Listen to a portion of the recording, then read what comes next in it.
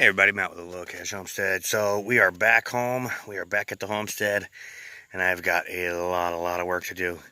So first thing we're going to do is we're going to cut some grass, and it's because one, the grass is tall, and two, it's projected like 45 to 50% chance of rain tomorrow night. And if I don't cut it, then I won't be able to cut it for a little bit. So the first thing we're going to do is cut some grass. Oh, let's get her started.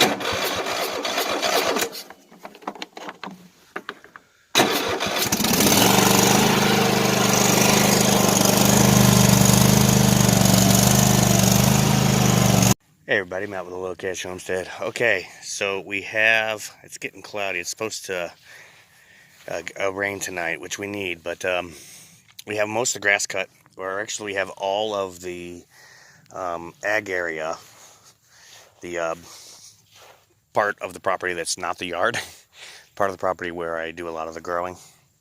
We have all that cut and swept, and we're going to stop this. I'll switch the camera, and then I'll kind of show you what else is going on. Okay, so we took our lawn sweeper and we swept up these piles. I got another one in the batch, but we're going to have to go get our turning fork. And we have to toss that into the compost there. We have a lot of like really crappy dirt in the compost, and that is because we planted ourselves some new trees. This is a northern this is a North Star cherry. We got a North Star cherry there.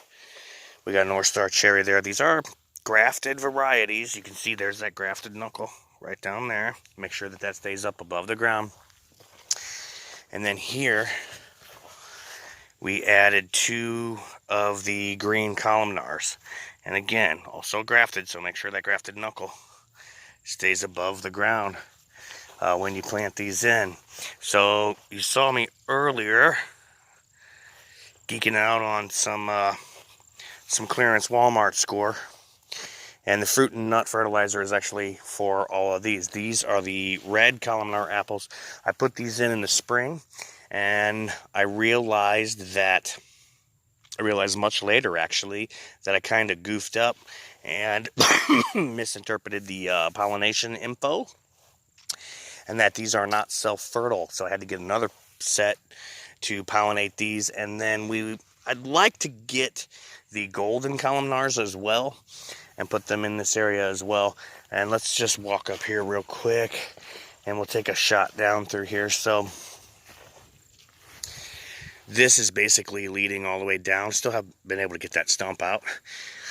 Leading all the way down, and then Yummy Forest, which you may not be able to make it out, but there's a bunch of little black tubes over there protecting some very small trees that I actually bought from the state conservation department, and I'll post a video to that right about here. Let's talk about what we have done on our high tunnel. There is some weed eating to do and stuff here, but no big deal. Okay, so we have all of our ribbon boards up. This is ground contact 2x8. It didn't necessarily need to be ground contact, but it did need to be pressure treated. We have our lower curtain channel and our upper film channel on. I went with 2x8 versus 2x6. I didn't want to spend the extra cost, obviously, but ooh, you can tell it's dry because my throat is dry from mowing everything. Okay, but we went with the 2x8 versus the 2x6 because I want to be able to put guttering in here. And the way we set this up with this top channel and that plastic going into there should lead for it to go right into a gutter and in rain catchment, so that I can use that nice soft rainwater versus the hard water that comes out of our well. By the way, I still have peppers that are kicking it. And there's one that dropped on the ground, but here's, I still got peppers that are kicking it. I've still got quite a bit of stuff through Yummy Tunnel here of plants that are still producing. Kentucky Climbers are still producing as well.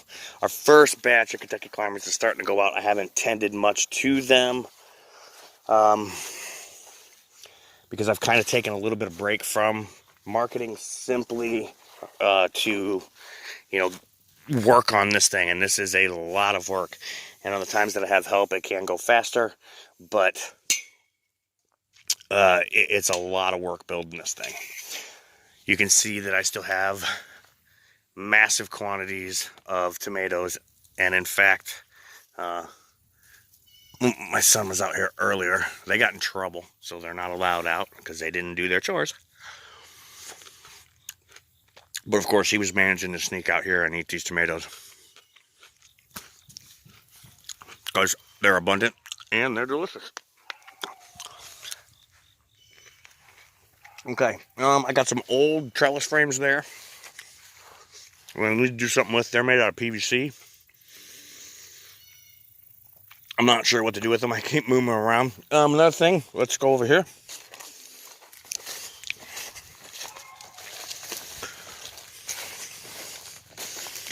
We took down most of secondary garden. We did get a moderate, I'm going to say, probably like, well, moderately successful yield on the popcorn. And again, part of that was because this garden had no irrigation, and I wasn't always able to get out here and water it. But secondary garden, it did produce quite well. It's still producing tomatoes, and yes, the tomatoes are overrun, but secondary gardening is still producing tomatoes. God, those are good. We dumped out our solid bowls. We're going to incorporate this into the ground. I have a carrot fail there. Carrot fail there. And animals have been nibbling the leaves off of these carrots. So, I'm not going to turn these carrot beds over into this ground. I'm actually going to use these carrot because there's lots and lots of coco coir and perlite in there. And that drives cost up. So I'm actually going to recycle these after I built a screen, and we'll screen it out, and we'll put them into some carrot boxes that I plan on expanding into the little spaces in the primary garden. So the idea with that would be I got a duck there.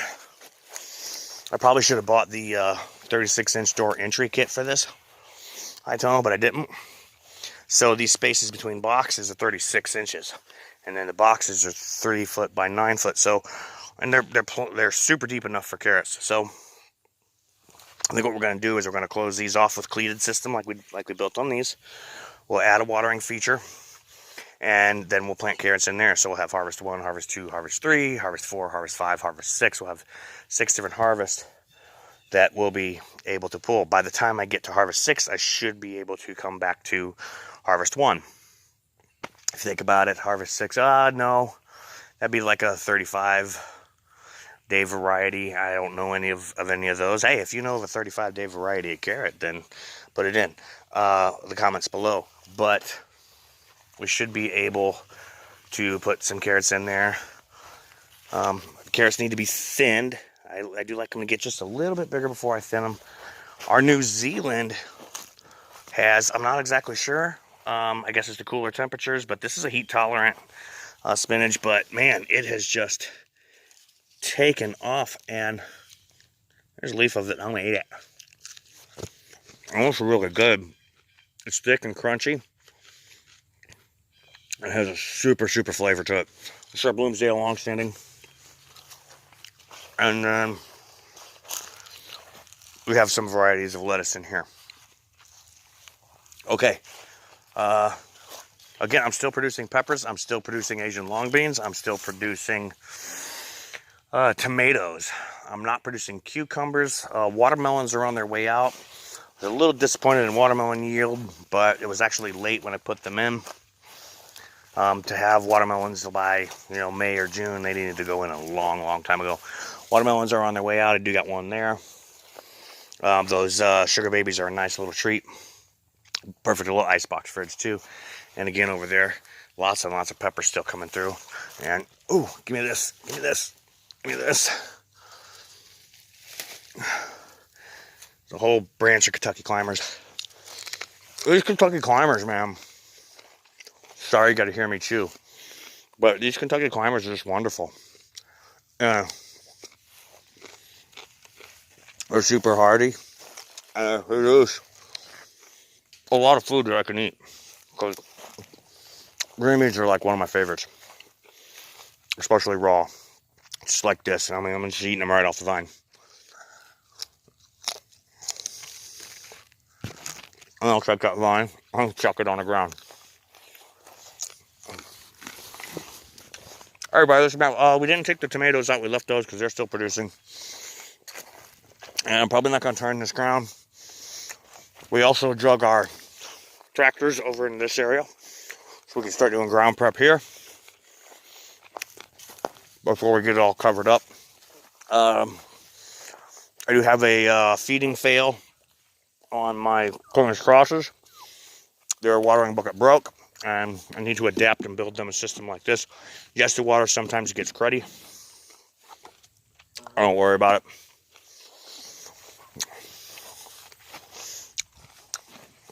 These are like, you know, you get insects and stuff in there. I don't worry about it. Not at all. Okay, we got a lot of stuff down on the other side of the property as well. And I'll show you that when I get time. I'm out with TheLowCashHomestead. Thank you very much. Have a great day.